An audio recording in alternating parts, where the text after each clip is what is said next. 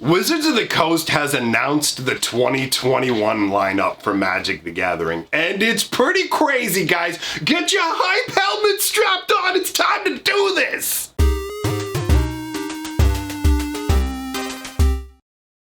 Greetings, owners of fine luxury cardboard rectangles. It turns out it's still too hot to be wearing helmets, so I've still got the hype, but not the helmet. So on the screen somewhere here, either more than likely above or below me, you're gonna see a list of some set names and what's going down.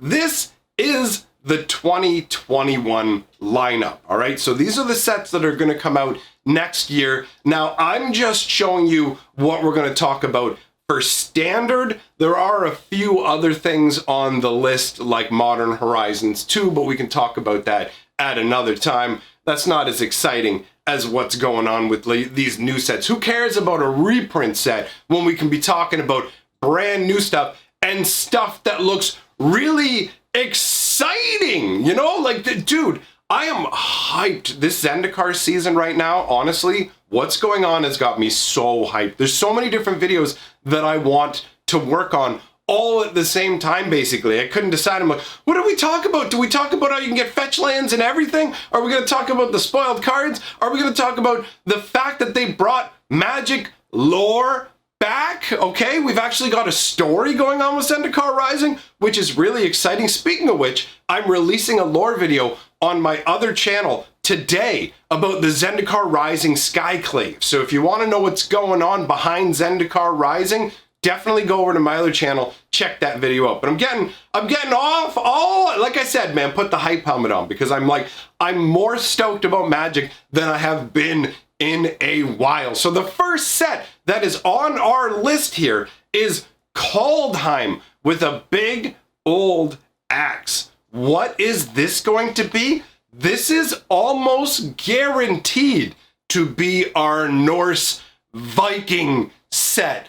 Dude, it has such a great feel to it conceptually. You know what I mean? We're talking like snow-capped mountains and stuff. Maybe we'll be returning to snowlands. We could have like a snowy barbarian style Norse, like, oh dude, the idea behind that is so cool. The idea of like just big rugged warriors living out somewhere that's like not hospitable. You know what I mean? Like, it's already impressive when you have a gigantic like beefy boy warrior tribe style group of people. But then when you put them in an inhospitable area, like for example, we live inside a volcano, or like we live in the deep frost where that everybody else gets destroyed if they try and live in, your fingers will fall off. It just makes them feel beefier. It's such a cool concept for the set. And another reason that it makes sense for this to be like a Norse barbarian, Norse warrior Viking style set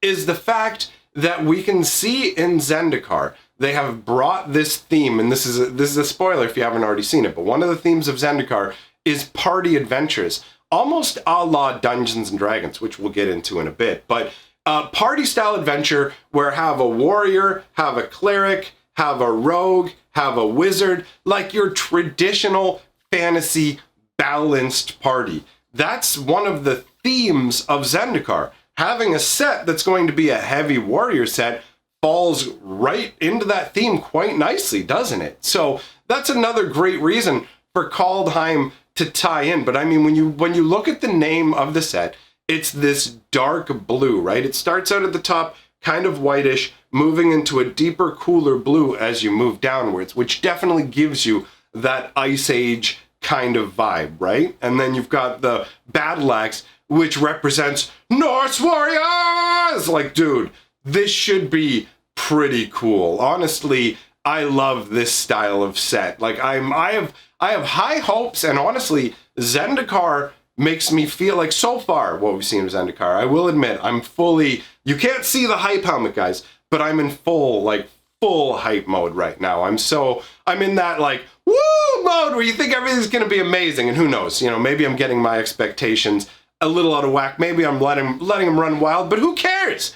These are cardboard rectangles that we get to enjoy. What does it matter if my imagination goes, let's go, and I'm like, oh, let me hold your hand, take me on a grand journey. That's where I want to go with my imagination, you know, so let's do it. Let's let them run wild, okay? Now, let's move on to the next set that's listed, and that is Strixhaven School of Mages. And can I say, first off, I love mage academies. I love wizards schools. They're so interesting and cool. I've always been a massive fan of swords and sorcery, right? Like, that style of fantasy is my jam. That's my bread and butter. I can eat that all day, right? And wizard schools just tap so deeply into that because you get to run the gamut of what you get with magic, right? You get to see the really impressive magic used by like the grand mages up at the top of the school that can do incredibly powerful things. And you get to learn about a world's magic through the eyes of somebody who's learning about the magic at the same time. It's so much better than like an exposition dump where it's like, we're just going to tell you how it is. Show me. And mage schools are so great for showing you what's going on in the world. I love the concept of wizard schools, dude. It's dope. I mean, I guess if you're like a Harry Potter fan or something like that, it's going to be right up your alley too. Admittedly, Harry Potter wasn't as much for me because I was a little too old to get into it from the beginning. But at the same time, while I'm not like a Harry Potter maniac, I definitely enjoy the flavor of it. I think it's a lot of fun. You know what I mean? Like, just when you get a bunch of wizards together, crazy stuff happens. Think like the Discworld novels and stuff. It just, there's so much fun that can be had. And I like the fact that it's like bird themed we've got Strixes in the game, multiple Strixes, and just the name Strixhaven, it totally sounds like a wizard's academy. And it's like a school of mages. Is this an entire plane that's focused just on wizards? Is that what we're doing? Like, is Kaldheim just going to be warrior focused and Strixhaven is going to be wizard focused? I mean, you would expect them to continue on with the other like professions as well. But either way, the idea of an entire plane that is just this gigantic school for mages, what would that be like? What would exist on that plane? What would the libraries be like? You know what? That's actually a great place. That this could be where Kasmina comes from. Kasmina, Enigmatic Mentor, I believe, is her name. And she creates wizard tokens, dude. She's in War of the Spark. Legitimately, this is the perfect place. Like, Strixhaven seems like the perfect place for us to find out about Kasmina. And I'm already interested in Kasmina, and I'm interested in Strixhaven. So this is just another layer of, yes, please give me more. Now, the next item on the list is even more curious. This is the second most curious thing on the list, depending. You might consider it the most curious. All right, but Dungeons and Dragons Adventures in the Forgotten Realms. Now, this is very interesting for a number of reasons. One, you'll notice there's no core set. So we had core set 2020, we had core set 2021, now we have Dungeons and Dragons Adventures in the Forgotten Realms. And obviously distinctly different when you look at the name and everything like that. The logo looks cool. You've got a dragon's head, which makes sense for Dungeons and Dragons. But are they going to make a basic beginner set themed around Dungeons and Dragons? Are they throwing the core set concept away altogether? Either way, we're getting our first full-on Dungeons and Dragons tie-in in terms of the actual Magic cards. Now, because Dungeons and Dragons is exactly the same thing as Magic the Gathering in terms of swords and sorcery, for me, I have zero problem with this. This, to me, depending on how it's done, is actually a really exciting concept. There are some cool creatures, like Wizards of the Coast has made efforts up until this point to keep Dungeons and Dragons and Magic fairly separate.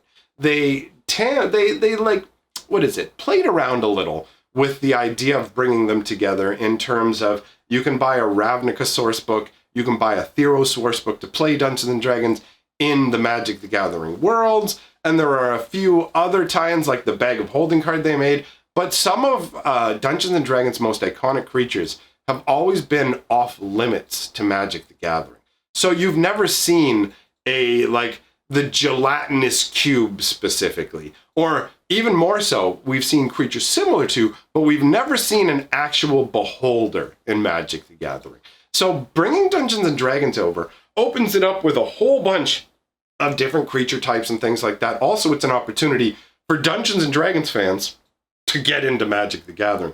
Magic the Gathering was originally invented to be a game for Dungeons and Dragons players to play in between, like, adventures or doing whatever. Oh, you just got your head caved in by an ogre. Okay, well, go make your new character or whatever. Okay, I'm done making my character. Well, Billy over here, he got taken out too, and he had to make a character, and we got to wait to get you guys back in the adventure. So it's like, all right, Billy, let's play some Magic. You know what I mean? Like, that's what Magic was originally for. So it's always had ties to Dungeons and Dragons. And for me, this is honestly super exciting. I'm genuinely curious about it. Core sets are some of the least interesting sets for me. I'm interested in the cards, but there's no story to go along with it. And I want to see how they're going to do it with Forgotten Realms. Are they going to, like, include mentions to some of the famous characters, like Drizzt, for example? And if you know who he is, obviously you get excited about the potential. I won't go into detail, but just suffice it to say, he's an amazing character. So there's a bunch of cool stuff. Oh, I almost slipped up. I'm getting so hyped up here that I'm forgetting I'm recording a video. And I almost just started throwing out words that the YouTube would go, oh, you naughty boy, don't say that. So caught myself. That is a measure of my hypeness. So I'm really, really curious about the Dungeons & Dragons Adventures in the Forgotten Realm. And then we have what might be the most curious point on the entire list, and that is Innistrad Werewolves and Innistrad Vampires. Now, when you see that, you might think to yourself, wait, does this mean, like, I pick whether I want to play werewolves or vampires? Does this mean they haven't finalized what's coming and it'll be one or the other? Or does this mean they're actually going to release 2 sets in Q4? And the answer is actually the latter. It is indeed 2 sets coming out in the Q4. So at this time of year next year, instead of having just 1 set, we're going to have 2 sets releasing. Now, we don't know the size of the sets. We have no information aside from the name and the fact that there will be 2 separate sets released in the fall quarter. Now, will they be released at the same time? Will they be released staggered?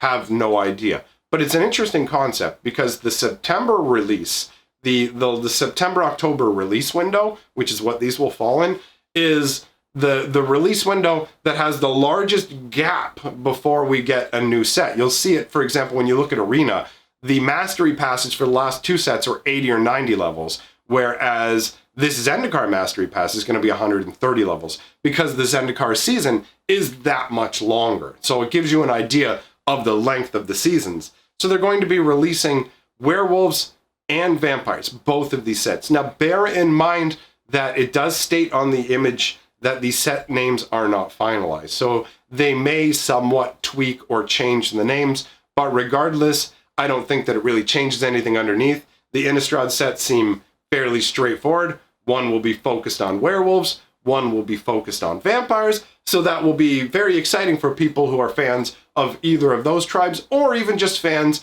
of Innistrad's gothic, like gothic, Halloween-y, dark kind of vibe, right? Because it definitely does have that vibe to it. Either way, we've got a lot of exciting stuff coming up. I am super hyped. And now I need to stop talking about this because I need to start going and working on the other Zendikar videos. We've got a lore video that's going to drop on Fantasy Geographic that's going to talk about the Airclaves and how the Core Empire used to own... Did you know the Cores, the Nomad guys from Zendikar, used to own all of Zendikar and used to be like evil jerks about it? Did you know that? I didn't know that till today. So if you want to know more about that, go check Fantasy Geographic. The video will come out at some point today. I have no idea exactly when because I'm going to work on multiple videos. Now I'm going to go work on talking about some Zendikar spoiler information about how you can get fetch lands in any box, some of the cards that are coming out, all that craziness. So thanks for being with me here. I am very hyped. If you like what I'm doing, like, comment, subscribe.